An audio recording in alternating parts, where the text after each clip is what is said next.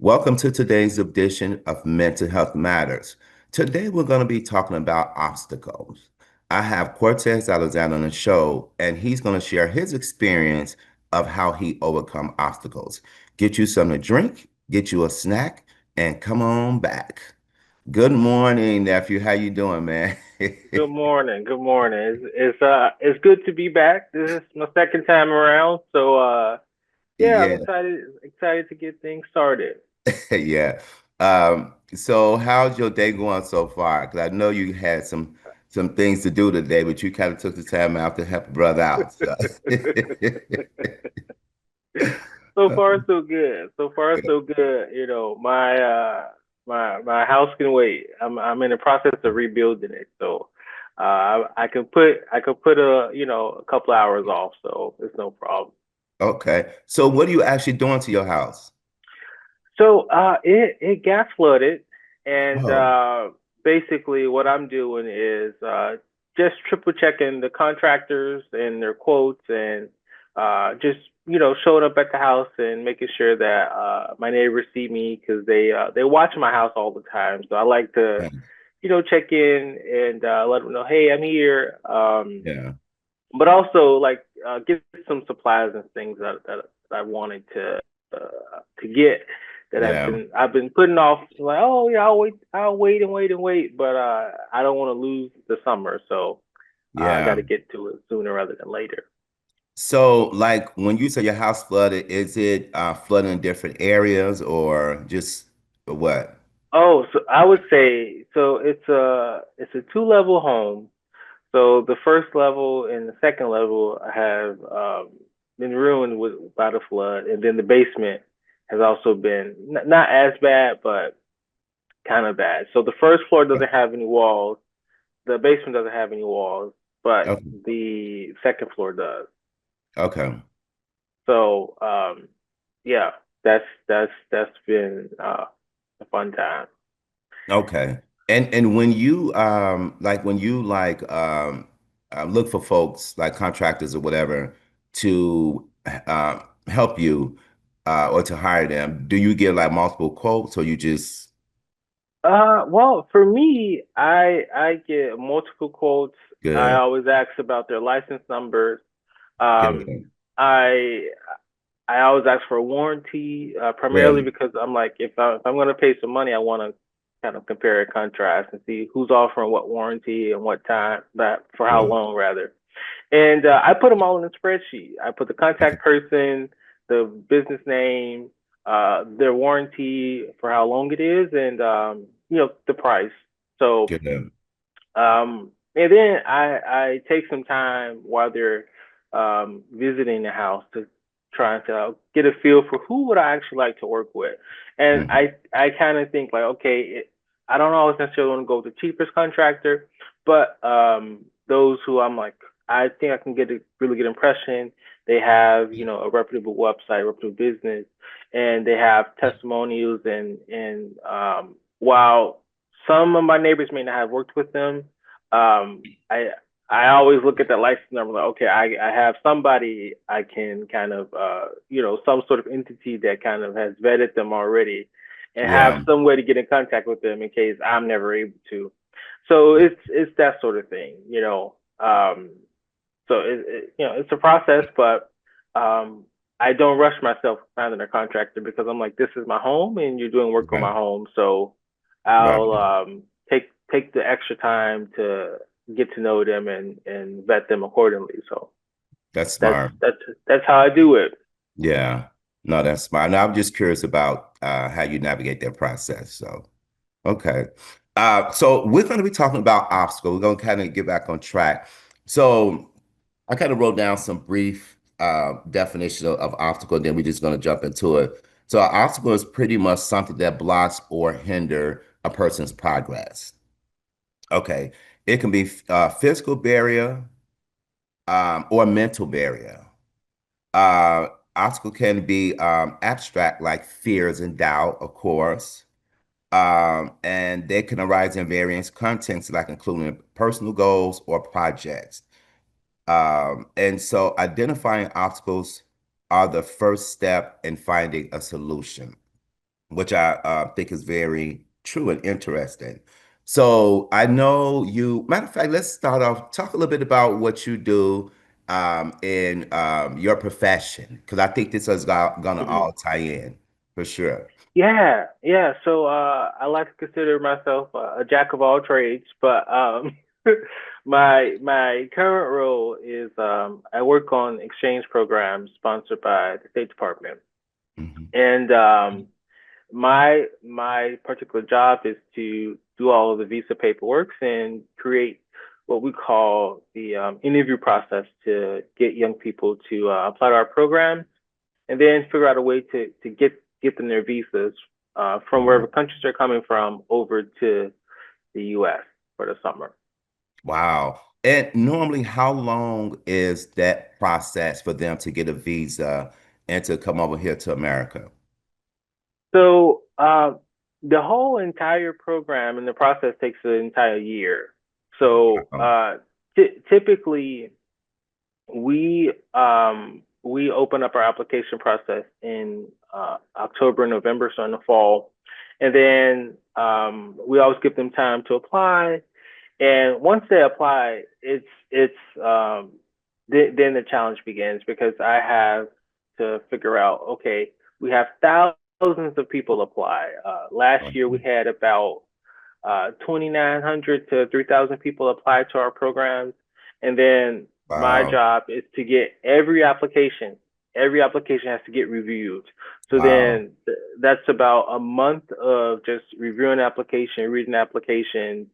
Both my team and I, we take our time to do it because Right. my team in particular believes every application needs to be reviewed, and we owe it to the person who have wrote the application to come to Yeah. the U.S. To review it.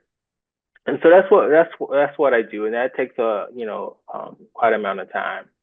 And so once we figure out of those applications who we want to interview, we'll interview about 500 of them. So then that's where my role comes into play, which is I create the interview schedule and figure out, okay, how do we get the people who we've identified that we want to interview, um, and we how do we interview them? And Yeah. so I do a lot of work with IT to figure out, okay, our scoring portal. Okay, we Hmm. score the applicants based on their interview, and depending on what their school, and we write comments and interview comments. So I kind of have once we're in the interview phase, I have a bit of a hands off and lead and let my team lead that. Yeah. So when they finish with the interview scores and comments, I then take a look at it and see and compare everybody amongst each other and Yeah. say, okay, we can select this person, and I kind of like to have a balance of male to female, but Yeah. also of different regions with the young people we'll be working with. And so we can't always have people from the same school, from Mhm. the same organizations applying. So I like to kind of mix it up, and then we would have our finalists. Yeah. So once we have our finalists, we I'll send them an email telling you you're a finalist. Then that begins the process of them getting their visa because they have to go to either the local U.S. consulate in their area or the local embassy in their area, or they may be from a more rural community that's not that doesn't have one, so they have to go Yeah. to the nearest city that does have one, and Yeah. that's typically how it goes. But once they have the interview process, I mean, once they go to the U.S. Embassy or the consulate, it's up to the consular to give them their visa. So I'll go into our system and say, hey, this is the person we select for this opportunity, this program. This is the funder, and this is all of our paperwork granting them and verifying them as being a finalist on our programs. And then the Wow. consular will say, okay, let us ask this finalist questions. So they'll ask some questions, um, and then the consular will determine if they get their visa or not. And if they do get it, then we've already booked their flights and everything, and then they'll just come over for the summer. And then if not, we sometimes would say there's nothing we can do once the consular says no. Well, Wow. all the time we say that because it's like a no is a no. Right. And Right. So has there been, or what are some of the obstacles or barriers in your role trying to navigate this process? Because it's a very lengthy process. Like, I mean, just the application yeah, alone. yeah, yeah. So I'd say one of the biggest obstacles that I oftentimes face is who do we give this opportunity to? Yeah. Um, over 3,000 people apply, and we only have so many spots. Right. Um, it's it gets kind of very tricky. It gets Yeah. very tricky. And so what I try to do is just basically figure out like, okay, I like to not be the only person making the decision. I like to kind of share the decision making with my team. So I always give them an opportunity to say, like, okay, you all are on the ground doing recruiting, meeting people. Yeah. I'm not there. I'm not the one recruiting. I'm not meeting people. I'm not giving them presentations. And so you all are. Yeah. You see these young people. You see the promise that they have. And uh and and so I looked at them. I'm like, tell me who are they? You know, what are they Mhm. about? And um and so they'll give me recommendations. And so Mhm. with those recommendations, I will take a close look at them and say, okay, this person recommended them. Let me take a closer look at their application and figure out like, okay, will they be suitable for the program? So that's Yeah. that's one half. So I do one half of my team recommendations, and the other half is from my review, which is um, I and for me when I do my review, I always try to focus on people from more rural communities, and I Yeah. developed a whole system to kind of evaluate their communities.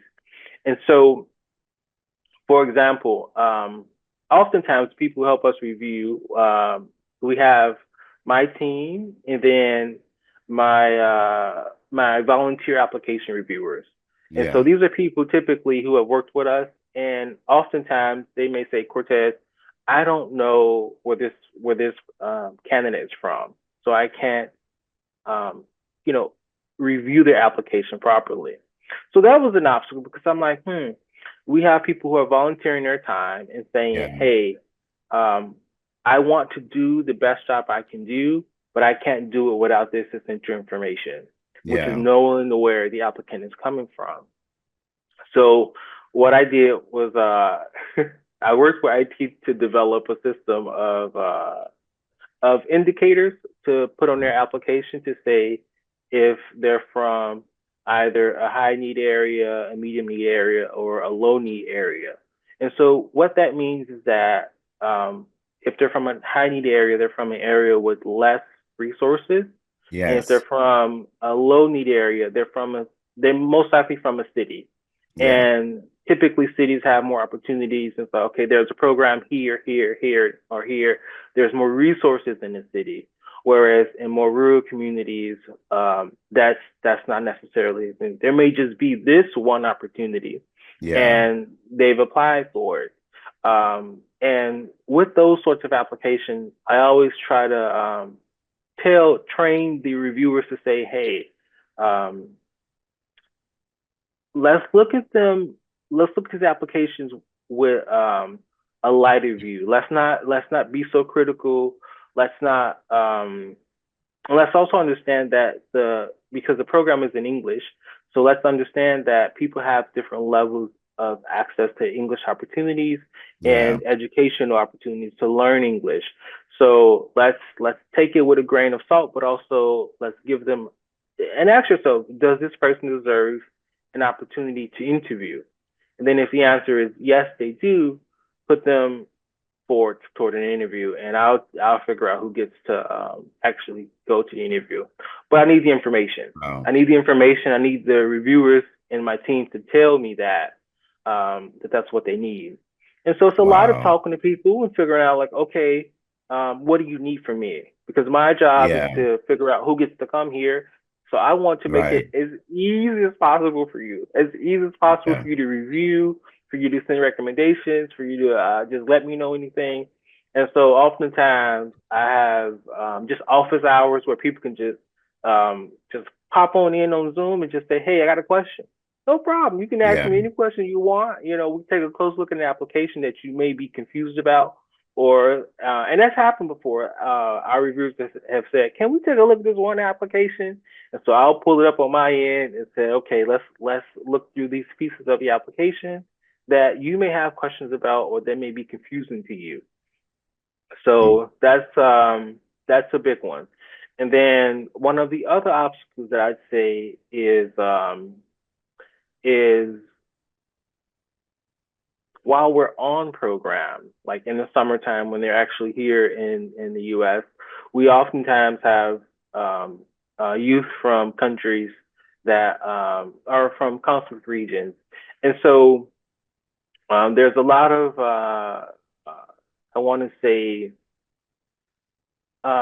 mental health that may pop up sometimes. So a Hmm. lot of social things that may pop up because you're taking young people from different communities that haven't been to the U.S. So everything is a, pretty much a culture shock to them.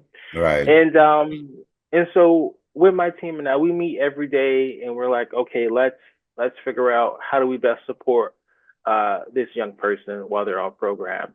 And sometimes young people they may not disclose their health status, and so once they get here, we'll ask them like, "Hey, is there anything you may have forgot to mention um, in your application that we don't have, but you know that you may need, you may have this sort of issue or health problem that needs to be addressed."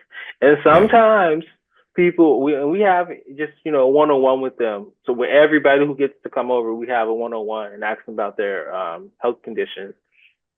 And sometimes the person may say, well, I forgot that, I have this sort of condition um or something like that. And we oftentimes we ask them like, okay, okay, so this is what you have. What does wellness look like for you? What Right. does you being the fully your full self, what does that look like? And what do you do when you're sad? What do you do when you're stressed Mhm. out? What do you do with this condition? And how is it impacting your experience on the program? So, what do you Yeah. need from us? And so, oftentimes, that typically happens just every summer. And I'm always kind of excited to kind of see, okay, what challenges will we have? Because a challenge doesn't I don't think it would be a bad thing. It's just something Right. that never happened on a program before. Yeah. So I'm pretty big on addressing these obstacles as they come because I'm like, well, I'm not making the decision by myself, but Hmm. I always kind of send it out to my team and get their thoughts to say, it's what do you all think about this? Because this is what I'm thinking of doing.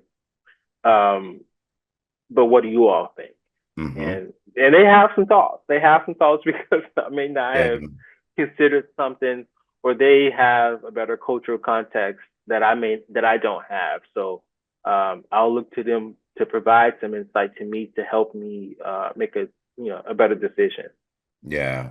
Well, first of all, I want to applaud you on what you're doing because that to me is a very um, extensive process to navigate, And I love the fact that you created, when you work with IT, how you created a priority based on low, medium, and high.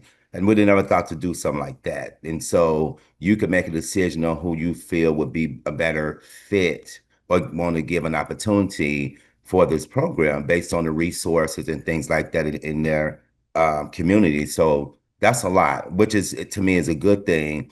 I also like the fact that you look to your team and get feedback from them as well. I'm when I do the same exact thing. So I think that's important because you're right, because they can have background or information or experience that you may not have. And that's to me is a mark of a true leader. Um, I want to go back to when the youth. Well, let me ask you a question. What's their age range when they come up So here? hmm so for most of our programs, they're between 15 to 17. Wow. So they're at that at that critical age Right. of just development, of learning, of developing their identity, who they are, and all of those things come up on program because Yeah. oftentimes we have young people both from the U.S. and then from our countries who we worked with, and we bring them together.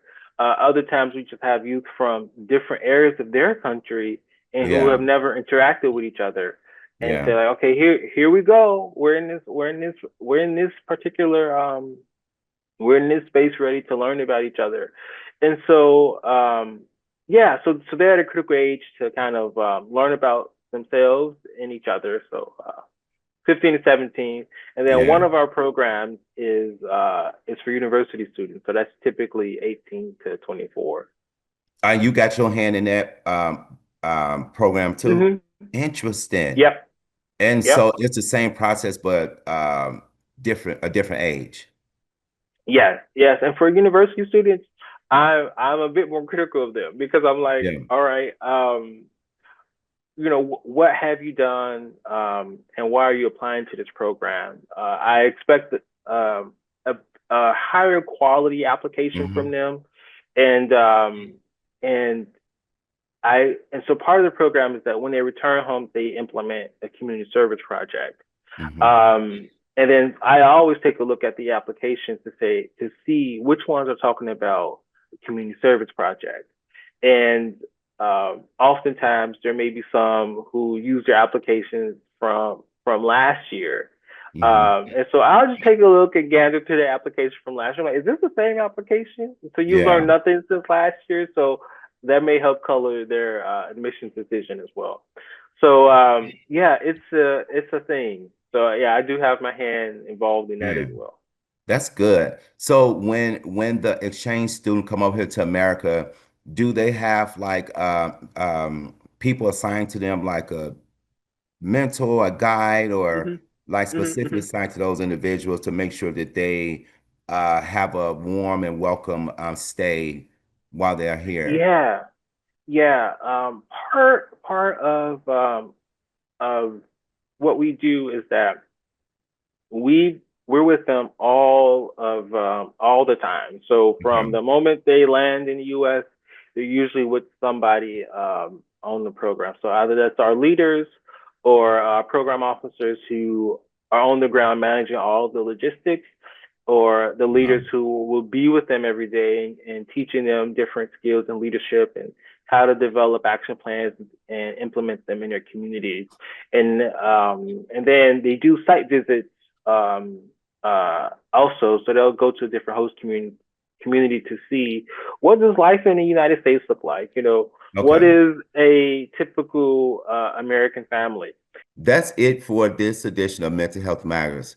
If you would like to be a guest on our show, if you would like a DVD copy of this show, please dial 916-366-4600.